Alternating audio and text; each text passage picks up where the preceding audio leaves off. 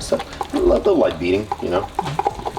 And as you were mixing in the vegetables and everything, how long did you let it kind of saute for before you added the eggs? Oh, this one is one of those things, like it depends on how thick you cut the potatoes. I mean, it's gonna take a good like 15 minutes or so for them to get tender. Like basically you want the potatoes to be cooked. Because they're not gonna cook any more in any significant manner at this point. And then you start layering in all the other ingredients. Yeah, so like so that's why I did the bacon first to get some of that fat out. Then you pull out the bacon once you get it to be nice and golden and and cooked up.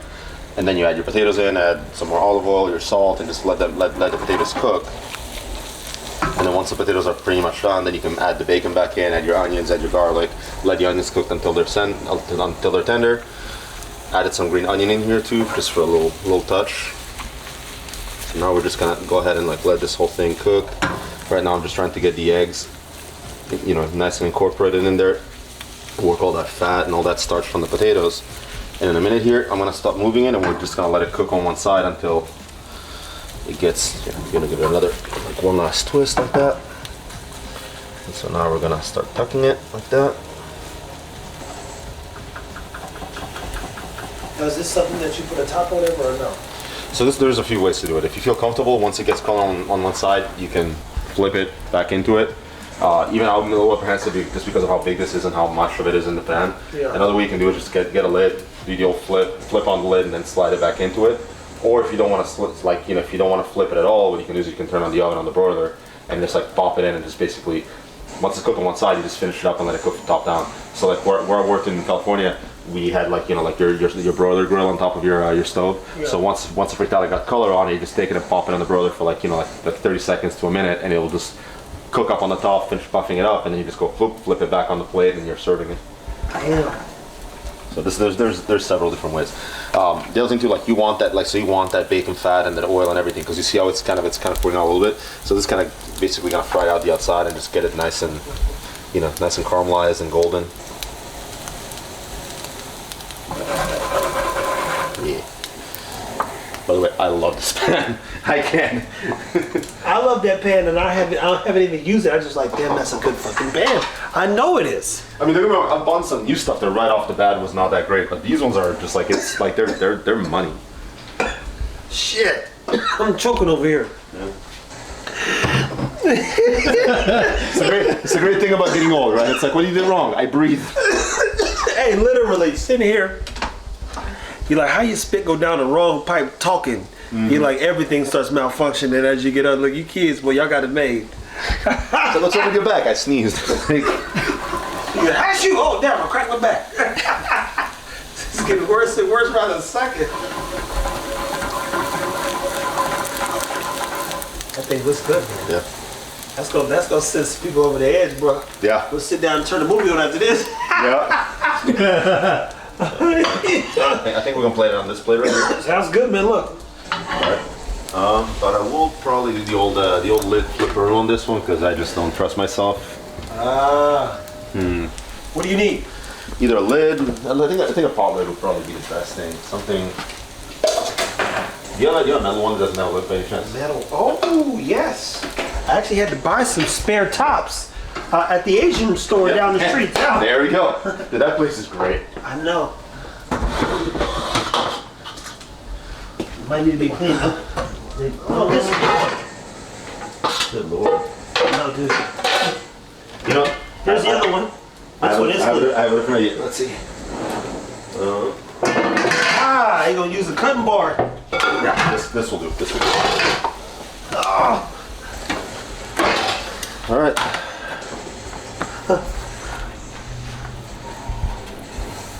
Oh. So you see how it's got all that color on it. Now we just gotta finish up. This is a Frito, huh? A frittata, yeah. Frittata, no Frito-Lay. Now we're just gonna let it go on the other side to finish doing it.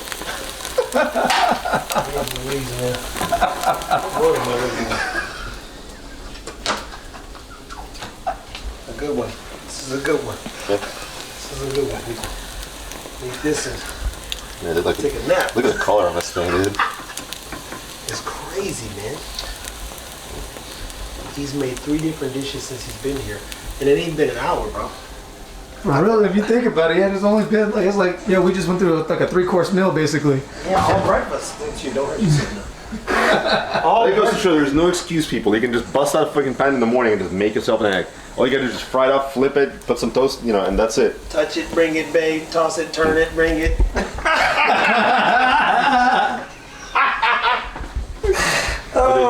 There's a clip on like Daft Punk, like on a live concert where they're just like bullshitting back and forth, and the guy's like, burger, nuggets. He's like, what are you singing? The lyrics of the song. He's like, harder. So, oh, I didn't have breakfast this morning, and he's like, so he's hungry, and he's just hungry as shit. All right, cool. Kill it. Let it sit for a minute so it just carries over, and we're golden here. There you have it. Well, let that sit, people. Let's get into some of this whiskey, man. Yeah. And this one too, like once we get to cutting it up, I mean, you can put just about anything on it. A little grating of Parmesan cheese, some sour cream, everything. Harissa. You want to put salsa on it? Hey, I'm not gonna stop you. It's Well, let's start with the Sakar blend. Yeah. Tell us about this, man. So this is one of the releases up here with it's like with one of my favorite groups. So this is with the Suburban Dads Club. I love me a cigar blend typically because they use Amburana wood in the finish, and it's usually those richer, kind of toastier, like kind of biscuit and cinnamon and everything.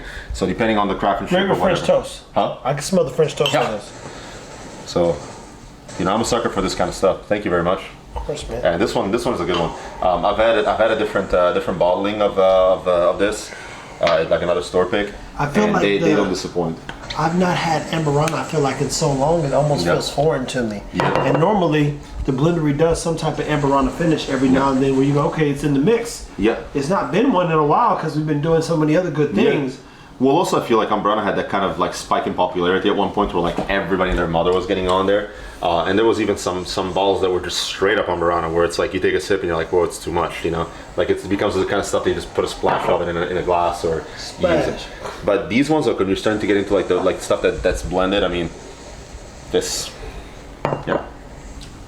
I love this kind of stuff. But that's just me. I love the funky flavors that it brings. It's different. I literally haven't. I've got the maple syrup thing. I'm tasting definitely that like a cinnamon. Yeah, the cinnamon's crazy with the milk component of milk. And I haven't had this in like a few weeks, so it's like now that it's opened up, you're definitely getting a lot more of that cinnamon, that baking spice, and I mean, this you feel like you should be in front of like a campfire or a fireplace with like a nice stogie, and just. That's good, dude. It's good. I'm removed. Look, so I'm a Golden Grains fan. I think Golden Grains had a hint of Amburana finish to it, but it was so subtle that you taste it, you feel it, but it ain't. Yeah.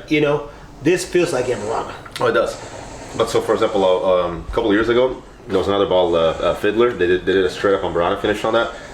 I mean, compared to that one, this one would be like nothing. Yeah, the Fiddler one was pretty much like full on. Like it's like you knew exactly what you were drinking, to the point where I think that bottle was probably better suited for using it as a component in a mixed drink, like an old fashioned where you can add a splash to it, or having that as sort of like your add-on to something else. Like you get a nice bourbon that you want to add a nice layer of something different. You just give it a little splash of that. So in this case, then. This is an Amburana finish is definitely better for a breakfast pour. I definitely think so. Okay. I mean, can you imagine making an old fashioned with this one? Instead of using simple syrup, you add some maple syrup in there. Now, guys, this is a malt he brought, the Scotch. Yeah.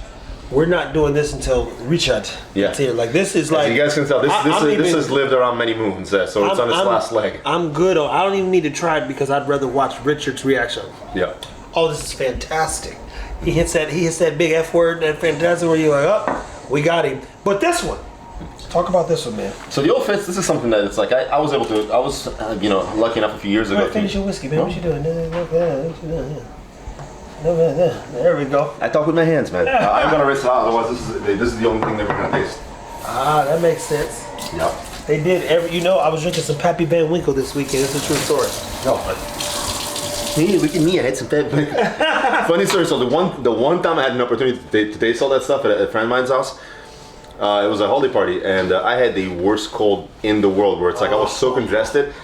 And this guy has a whole like whiskey room with pretty much like all the crazy balls you could think of. They were in there.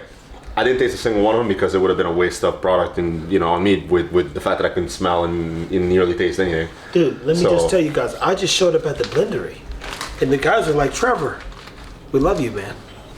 We've got they literally, I've got it all recorded, so I'm not capping as some people say. They said, we've got fuck you money. I'm going to post a video on this page and the other one. They go, it was 3 Pappies. What was it?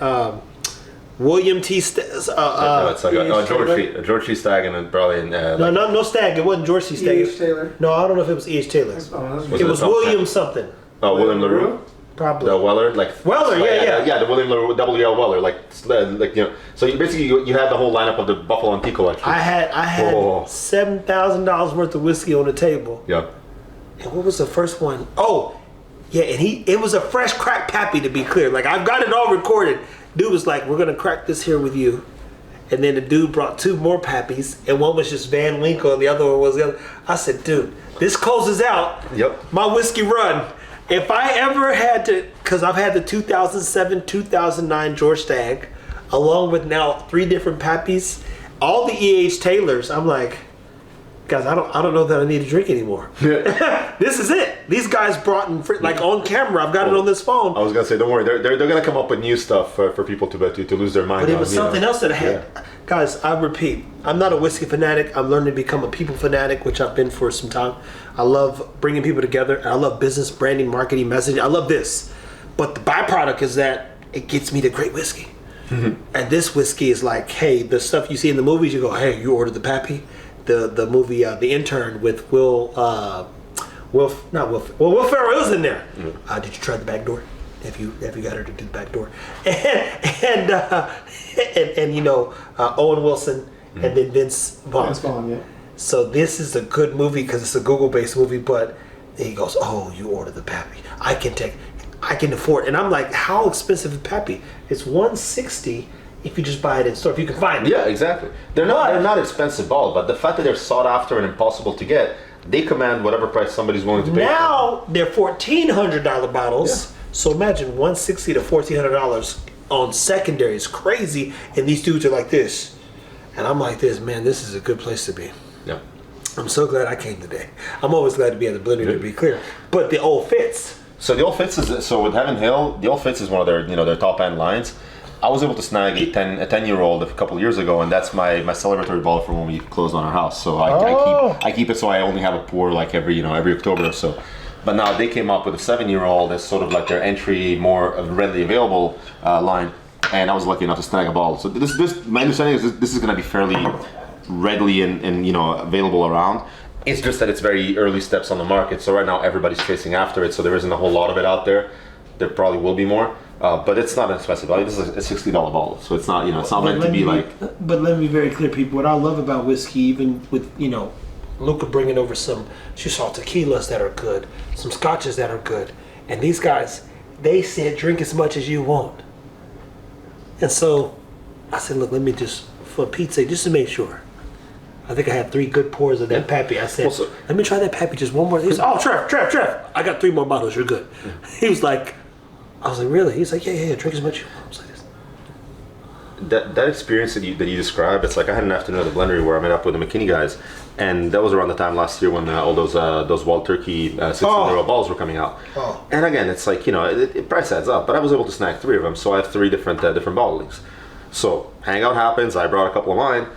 And everybody brought theirs, and so like by the end of it too, like this table was probably like $4,000 or $5,000 worth of bottles, and it's like especially secondary now. Those bottles are crazy. But my point is like the point is that it's not about hoarding them or just having. It's like this is people like got it, enjoyed it. It's like you didn't try this one, try that one, try the the Fowl of Kentucky, or try whatever whatever they called each.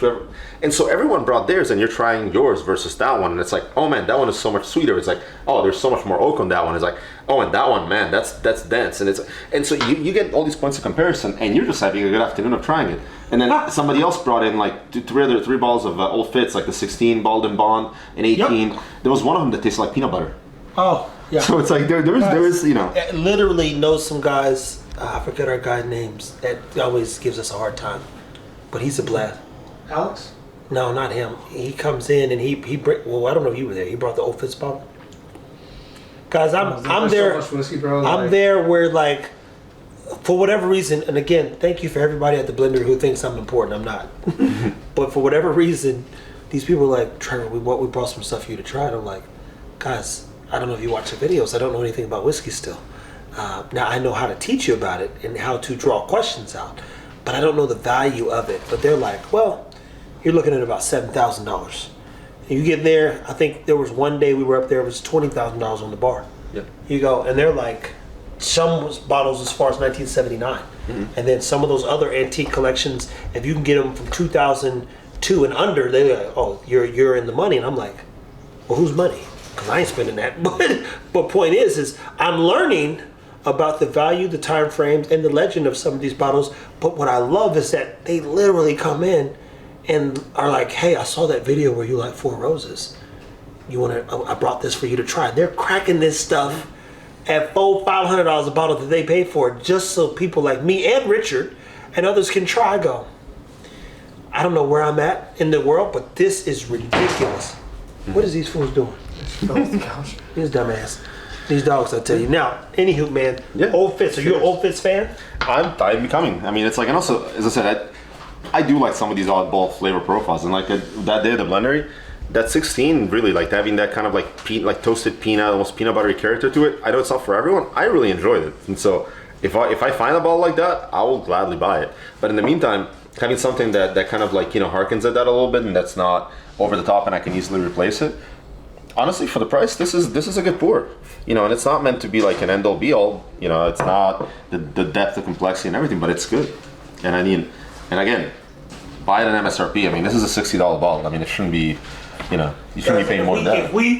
If we is that the 13? Okay, I'm curious because if this one has that peanut butter kind of it's like we hit 100,000 followers, we'll open this bottle, people. All right, hurry up. Now listen, this is bottled in bond. I was at KBF, and Tim said, shout out to my guy Tim. He says, hey Trevor, listen, you need to buy this bottle. If you don't want it, I'll buy it from you. I said, no, if you buy it from me, that means it's important. I don't know what's going on still, but I ain't stupid.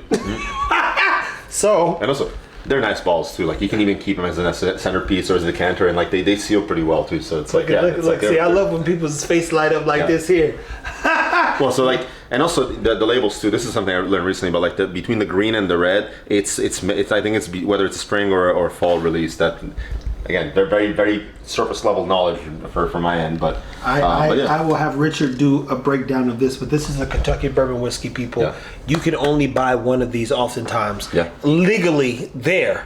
In some places, when they do these bottle and bond drops that are only one time a year drops, you literally only you have to show your ID. Yeah. So you'd have to bring a friend. I'm gonna show. Are you like Parker's? Which one? Parker. I don't know. Not familiar. So again. It's that KBF level stuff. Them only during Kentucky Bourbon Fest drops. And Tim's like, all right, get in line. If you don't have the money, here's my card. He's like, but we got to buy all these things. And I'm like, dude, you guys got tons of whiskey. I heard this was the bottle of the year. So this year, this bottle came out as the best whiskey drop last year. And I go, I don't even know what that means.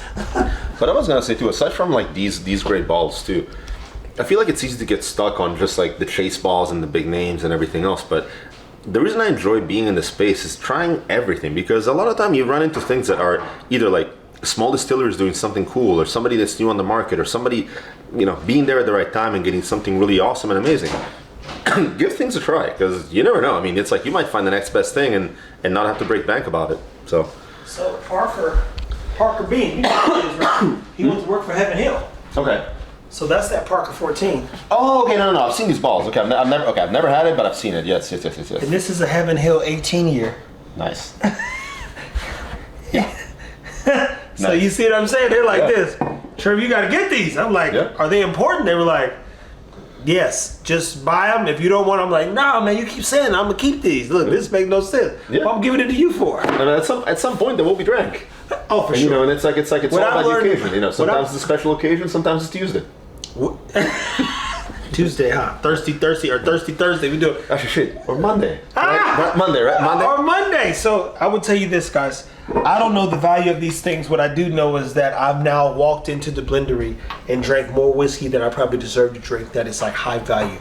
And I'm telling you that because in less than 1 year, June this month is 1 year at the blendery, and I've probably learned more than I could have ever learned being there, connecting with Luka, eating good food, and literally trying whiskeys people like would spend their like the dude literally texting. He's like, Trevor, you know, we drank my kids. What did he say? Investment or college fund? Yeah, It's like, yeah. We were drinking their college fund. I said, well, listen, we had some fun, didn't we? So in 2 weeks, I'll connect with those guys again. And we got some Cuban cigars. Monday, Tuesday. So I will smoke a cigar with. So when the big guys, when everybody else comes, I'll light up some cigars, man. I don't even know if I should be saying that they're Cuban based, but I would tell you I know a guy, and he gave me an opportunity to buy a few. I bought 3 just to be safe. Definitely want to share one with Jimmy G. I didn't know you like cigars. But I'll be honest with you, I've been to Cuba with very few exceptions on some lines. I feel Cuban cigars are a little overrated, and I'll explain why. And I have reasons. I connected with somebody that was actually the taste tester for Cohiba.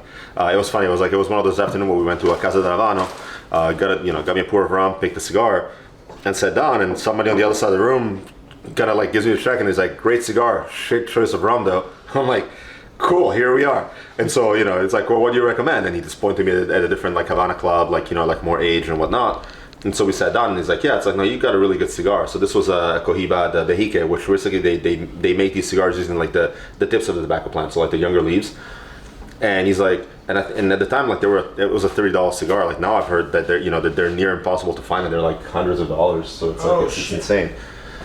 But the reason, what he was explaining to me is that being in the industry, with Cuba making cigars for so long and being closed off from the rest of the world, all your big producers and the name brands that left set up camp in Dominican Republic and everywhere else, bringing the brand with them. So, for example, like you have your Dominican version of your Montecristos and your Cubans, right?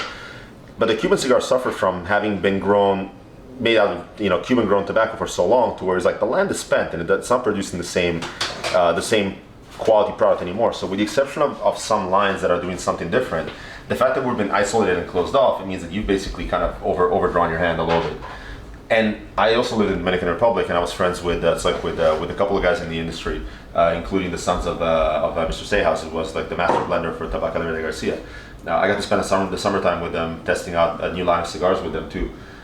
And these bigger productions, like in there, it's like they're experimenting with different blends of tobacco, with different sourcing, with different aging, and so you're getting tobacco, already going into it with more variety.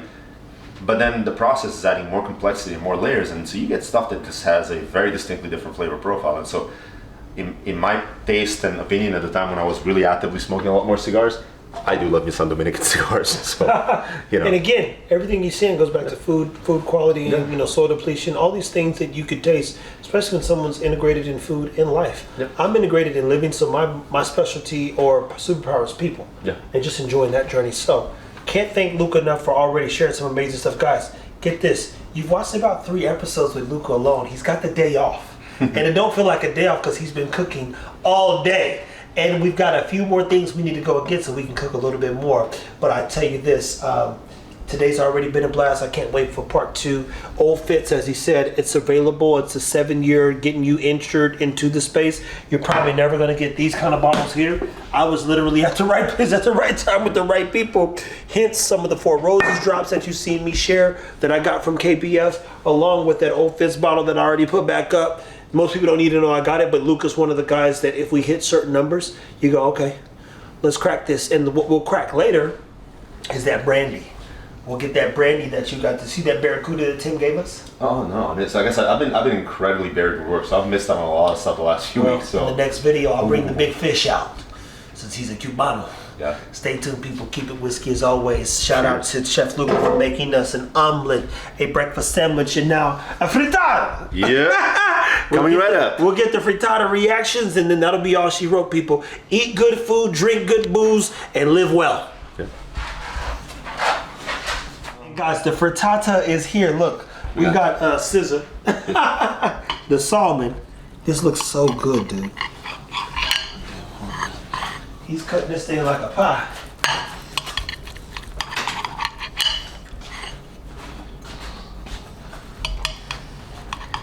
So this is a frittata, man. Yep.